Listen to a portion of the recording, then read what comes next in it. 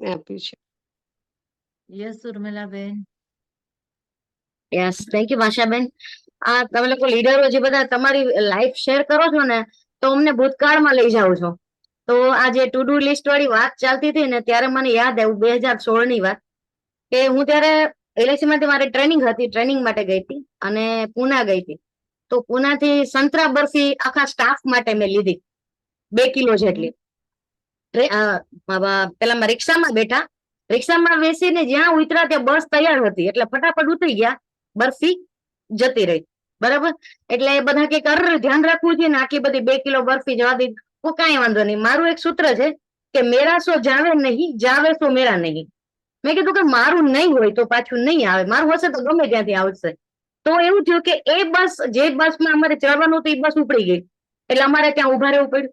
15 મિનિટમાં એ રિક્ષા વાળો ભાઈ પોતે આવ્યો અને મને કહ્યું કે મેડમ આ તમારી મીઠાઈ મારા પેલામાં રહી ગઈ હતી. એટલે મેં કીધું, બધાને મેં કીધું કે જોયું ને, મારી હતી એટલે ગઈ નહીં. એવી જ રીતે હું મંદિરે ગઈ હતી, મારી સોનાની લકી અમારે આમ ખસતું જવાનું હતું, ખસતા ખસતા ખબર નહીં લકી ક્યાં ગઈ ખબર ન પડી.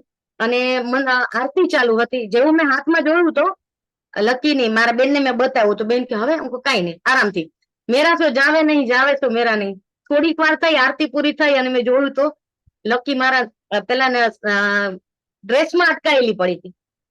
એટલે આ ઘણી વાર એવું હોય છે કે ભાઈ આપણું હોય તો જાતું નથી હોતું.